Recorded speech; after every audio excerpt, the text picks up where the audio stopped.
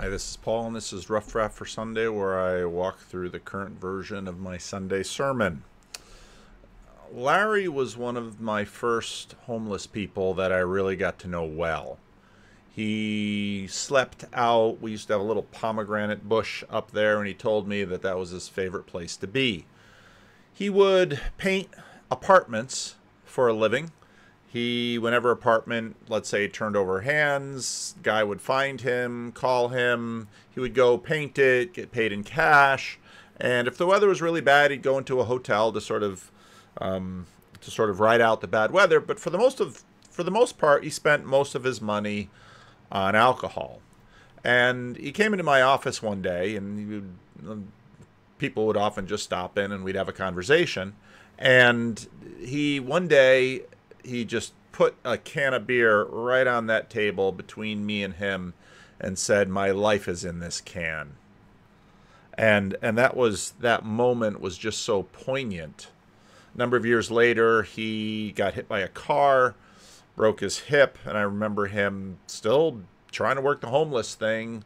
At that point, he was sleeping. It's before we all had these fences around our churches. He was sleeping in the bushes across the street, and I'd see him go with the walker across the road. And then after a while, I didn't see him anymore, and I never saw him again. I would imagine, we're looking at 20 years ago or so, plus I would imagine he's probably passed by now. His life was in that can, and really gave me something to think about. There's a burden to freedom. People love freedom. They want to be free. They want to be free of this and that. But there's a burden to freedom. If an addiction gets lifted, if they manage to achieve sobriety, then suddenly you have to figure out, how are you going to spend your time? How are you going to spend your money? Now, I've known a number of people who gained sobriety over alcohol or drugs and collected or obsessively pursued all sorts of other things. And it was often a pattern that I would find that, well, it was no longer alcohol, but these other things they collected or they pursued, or part of them just had that kind of personality. And for the most part, these other pursuits didn't destroy their lives. For the most part, sometimes they did. But the truth is that once you're freed from something, you're often captured by something else. And that's quite human. There was an experiment that they did with rats and cocaine. And so they had rats in a really healthy environment where there were other rats, where there are all the kinds of things that sort of helped rats flourish. And they gave them cocaine, and they would taste it, and it wouldn't be a problem. They would, for the most part, live life as normal rats. Now, I'm not recommending cocaine. Then there were other rats that were living in a very impoverished environment, and they gave them cocaine, and they became addicts. And bang, there it went. Now, we've been going through the story of the Bible fairly quickly, and God delivers Israel from Egypt by the plagues. And we talked about that. We talked about Joseph, how they got into Egypt via the plagues, how God takes them out of Egypt, the Passover, and he brings them into the wilderness to worship him. And God comes down on top of Mount Sinai in smoke and thunder and lightning and fire, and he speaks the Ten Commandments from the top of the mountain.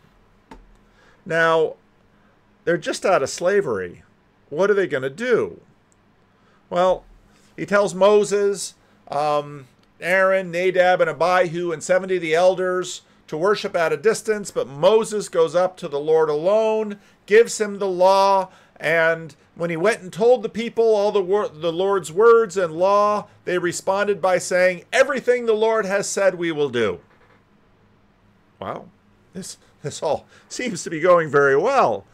Now, of course, there have been a lot of bumps between leaving Egypt and coming to the promised land. They sort of freaked out when Pharaoh was chasing them with their army. They complained when there wasn't water. So things haven't been really going that well. But here, God gives them the law and says, "This is the way I want you to live." And yes, we'll do it. They sign on the dotted line. They're down for the covenant.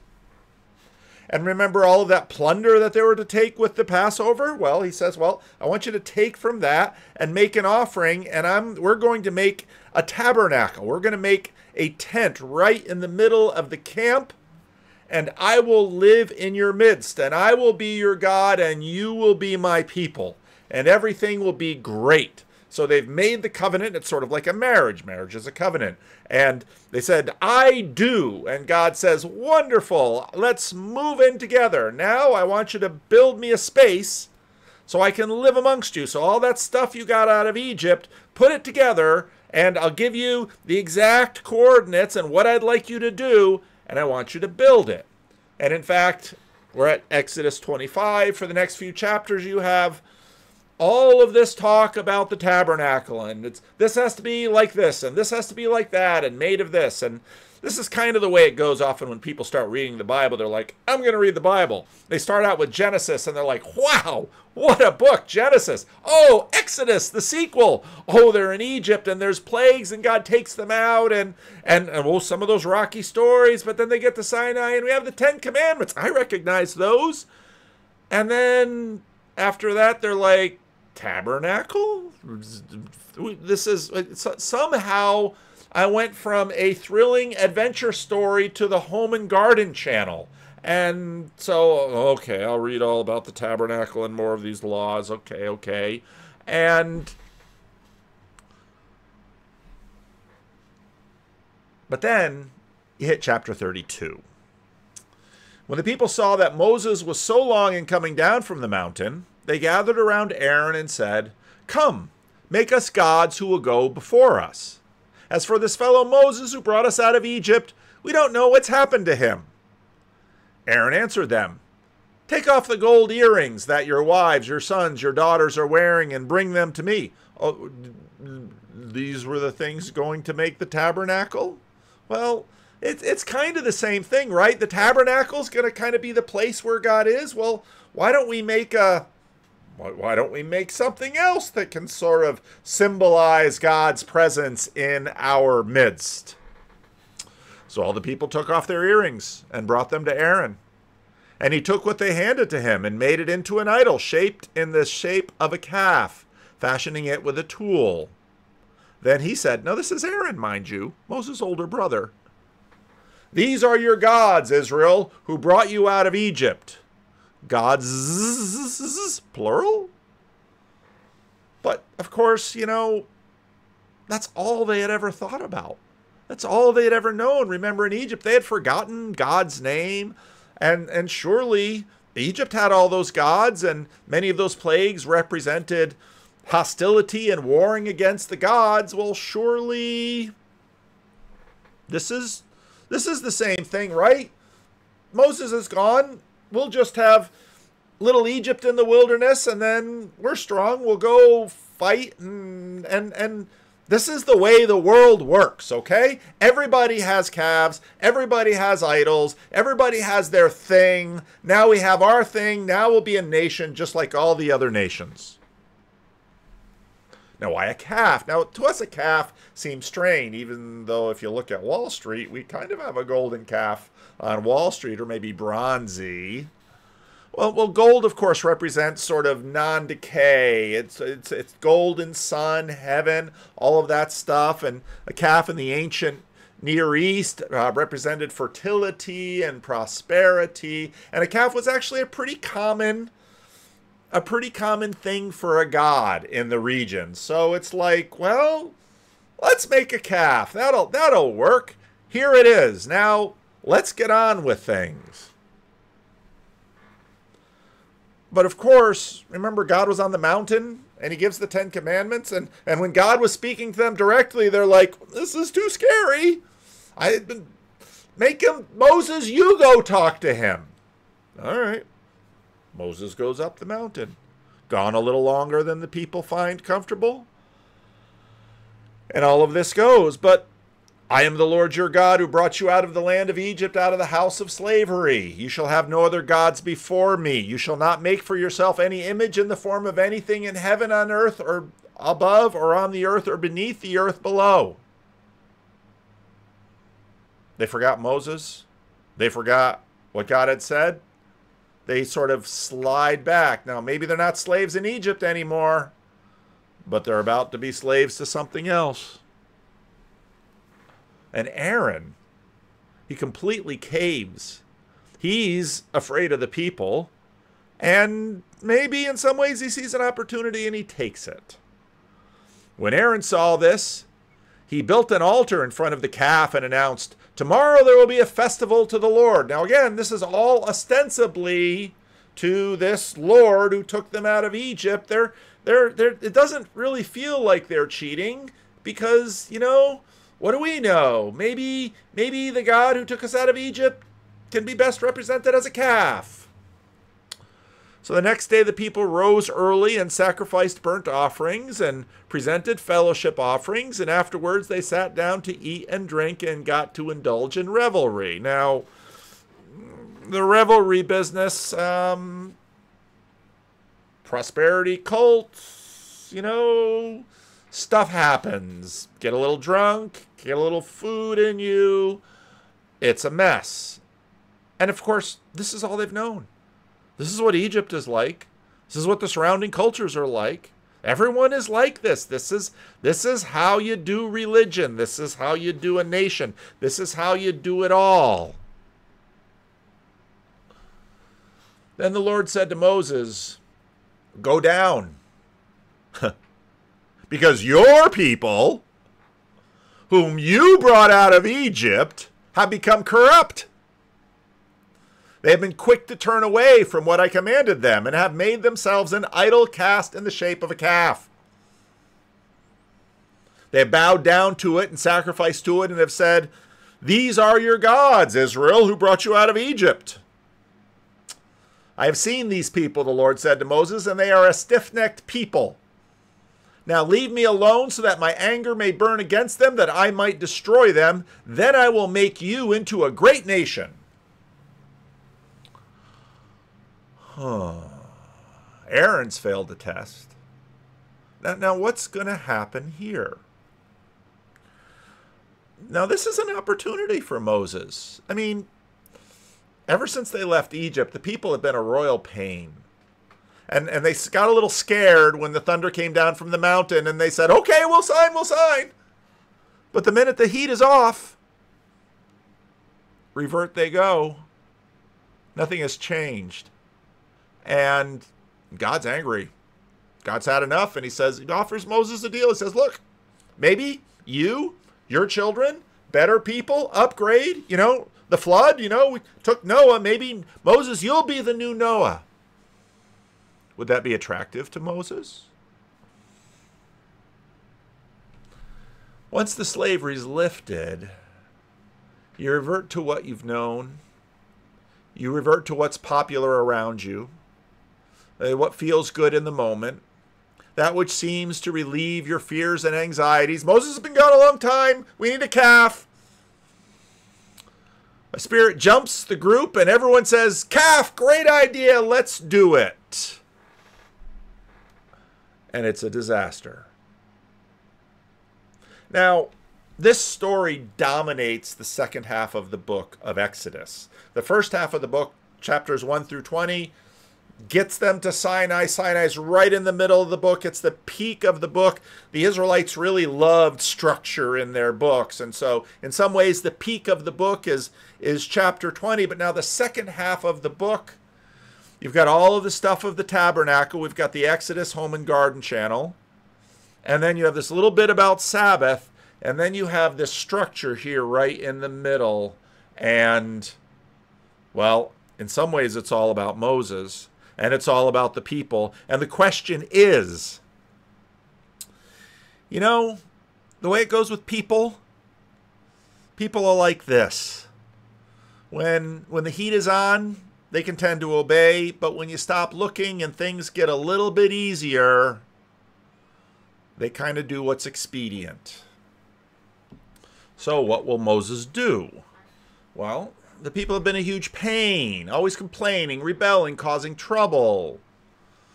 Then the Lord said to Moses, "Go down, because your people, who you brought up out of Egypt, have become corrupt." They have quickly turned away. I have seen these people. They are stiff-necked. I want to destroy them. But Moses sought the favor of the Lord his God. Lord, he said, why should your anger burn against your people? The relationship between God and Moses in these stories is just amazing. It's fascinating. Remember Genesis 18, Abraham wrestling with God, as it were, over Sodom and Gomorrah. Jacob wrestling with God. Now Moses wrestles with God. Why should your anger burn against your people, who you brought out of Egypt with great power and a mighty hand? I wasn't anywhere near able, Lord, to take the people out of Egypt. I tried. I killed one Egyptian. You brought 10 plagues and wiped out the firstborn. Why should the Egyptians say, it was with evil intent that he brought them out, to kill them in the wilderness, in the mountains, and to wipe them off the face of the earth? Maybe this God who took out all of the firstborn of Egypt will now take out the whole of Israel. Is that what you want them to think about you? Is that who you are? This is so similar to God wrestling with Abraham over this question. Turn from your fierce anger, relent, and do not bring disaster on your people. Remember your servants Abraham, Isaac, and Jacob, to whom you swore by your own self. I will make your descendants as numerous as the stars in the sky, and I will give your descendants all the land I promised them, and it will be their inheritance forever. Lord, don't do this. These are your people. You delivered them. These are your promises. You swore on yourself. Please don't do this. Then the Lord relented and did not bring on his people the disaster he had threatened. Moses is a true mediator. Now, Moses' mediating isn't done. When Moses approached the camp and saw the calf and the dancing, his anger burned, and he threw the tablets out of his hand, breaking them to pieces on the floor of the mountain. He took the calf the people had made and burned it in the fire, and then he ground it to powder, scattering it on the water, and made the Israelites drink it. Is this what you want? Is this what you want? Here, you can drink it. Now, it's interesting because, of course, calves usually go on the altar and be brought up to God. Now this calf is going to be ground up and ingested by the people. He said to Aaron, what did these people do to you that you led them into such a great sin? Do not be angry, my lord. Now, Aaron is going to try and be an intermediary between Moses and the people. Watch how there are levels here. You know how prone these people are to evil. They said to me, make us gods who will go before us. As this fellow Moses who brought us up out of Egypt, we don't know what has happened to him. So I told them, whoever has any gold jewelry, take it off. And they gave me the gold, and I threw it in the fire, and out came a calf. Really? Really, Aaron? This sort of reminds me of, who told you you were naked? Moses saw that the people were running wild and that Aaron had let them get out of control and so become a laughingstock to their enemies. So he stood at the entrance of the camp and said, whoever is for the Lord, come to me. And all the Levites rallied to him. Then he said to them, this is what the Lord, the God of Israel, says. Each man strap a sword to his side, go back and forth through the camp from one end of the other, each killing his brother and friend and neighbor. Remember the Passover? Israel, your firstborn, is consecrated to the Lord. Now, Levites, don't get all full of yourself. You're about to kill your friends. The Levites did as Moses commanded, and that day about 3,000 people died. Order was restored. So Moses went back to the Lord and said, oh, what great sin these people have committed. They have made themselves gods of gold. But now please forgive their sin. If not, then blot them out of the book you have written. Blot me out of the book you have written. Notice what Moses does. Let the blame fall on me. Moses, you weren't even in the camp. You were not in any way responsible for this. This excuse that you took too long, that wasn't even your fault. Moses, you are innocent in this matter. And Moses says, let me take the fall. He's a mediator. The Lord replied to Moses, whoever has sinned against me, I will blot out of my book. Now go lead the people to the place I spoke of, and my angel will go before you. However, when the time comes for me to punish, I will punish them for their sin. And the Lord struck the people with a plague because of what they did with the calf Aaron had made. Moses was a mediator, but he couldn't protect them, not completely. The big issue, they weren't all wiped out, but it was bad. Now, at the end of chapter 32, the crisis isn't over. In fact, this is going to go away a while. Let me put a graphic in here. So, God moves out of the camp. They've had a really big fight. God moves out, and Moses puts a tent outside the camp, and the Lord goes and meets with Moses over there. And basically, yeah, I'll get you into the land, but I'm not going to live with you. And all of the people then stand by the door of their tents, and they don't put on their ornaments, and they mourn, and they mourn, and they mourn. And Moses keeps going to the Lord, asking. And then Moses remakes the covenant, remakes the stones, and the people say, yeah, we'll do it. Moses' face is radiant. The tabernacle is built instead of a golden calf. And the book of Exodus ends like this. Then the cloud covered the tent of meeting, and the glory of the Lord filled the tabernacle. Moses could not enter the tent of meeting because the cloud had settled on it, and the glory of the Lord filled the tabernacle. In all the travels of the Israelites, whenever the cloud filled from above the tabernacle, they would set out. But if the cloud did not lift, they did not set out until the day it lifted. So the cloud of the Lord was over the tabernacle by day, and a fire was in the cloud by night, in the sight of all Israelites during all their travels. So in other words, they were God's people. He stayed with them. They made it work. They had the tabernacle. Sacrifices were made. They lived together. But you can read Numbers, Leviticus, Deuteronomy. It's not all good. And then keep reading. Even once they get into the land, Joshua, Judges, Ruth, 1st and 2nd Samuel, 1st and 2nd Kings, 1st and 2nd Chronicles. It doesn't really go. Now, when God releases us from slavery, what do we do with our freedom? Will promises made, when presented with the law, keep us from the easy answers and the bad decisions? Now, mediator Moses saves Israel. He takes the blame. He says, blame me. Israel still pays a price. But Moses steps up and says, I'll be the mediator. I'll take the fall. Could Moses really take the fall? Was Moses able to? He turned down the tempting challenge to have God erase Israel and start over with him. He purged Israel of some of its rebels. Israel then submitted and repented. God relented and the story continued, and the tabernacle would be built instead of a golden calf. But the cycle of promise, collapse, repentance, restoration, just read the book of Judges. It's over and over and over and over again. And God keeps sending judges, and some are better and some are worse. And the just cycle goes on and on and on and on. The pattern isn't broken. It's all the same. Will the story be resolved in a permanent way? What sort of mediator do we need?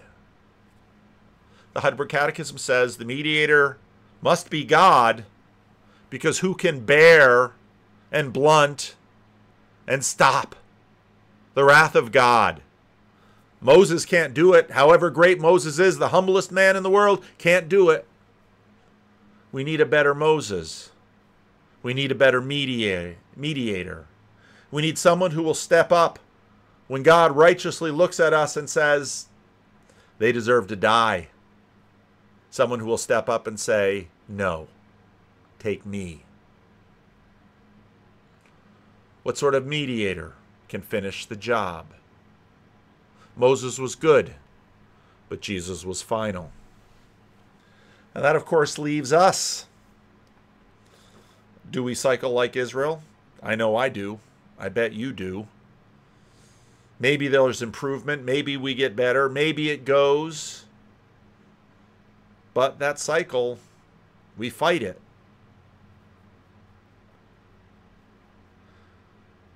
My life is in that can, he said to me.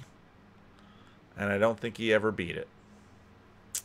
But this isn't misery, deliverance, law again. This is misery, deliverance, gratitude. Misery, deliverance, gratitude. Because the truth about carrots and sticks is that it works as long as the stick is present. It's the stick that really does it. Do this and you'll get hit. It's effective, but for centuries, it's unable to finally help Israel achieve what God wanted from her. Israel needs a new heart. We need new hearts. The Spirit is given for our transformation, and that doesn't mean we're zapped. It does take work.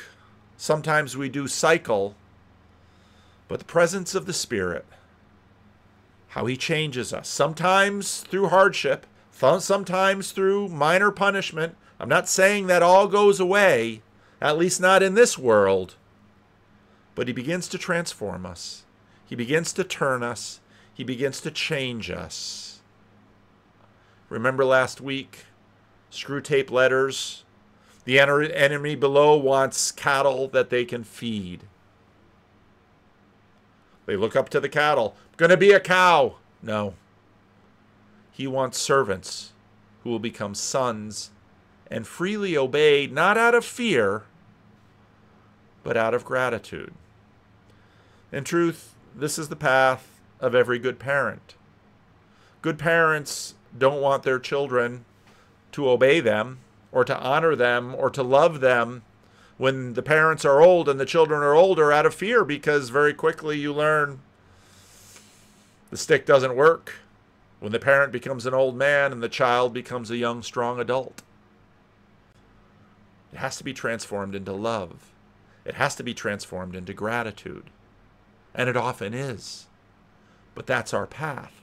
Misery, deliverance, gratitude. Misery, deliverance, gratitude.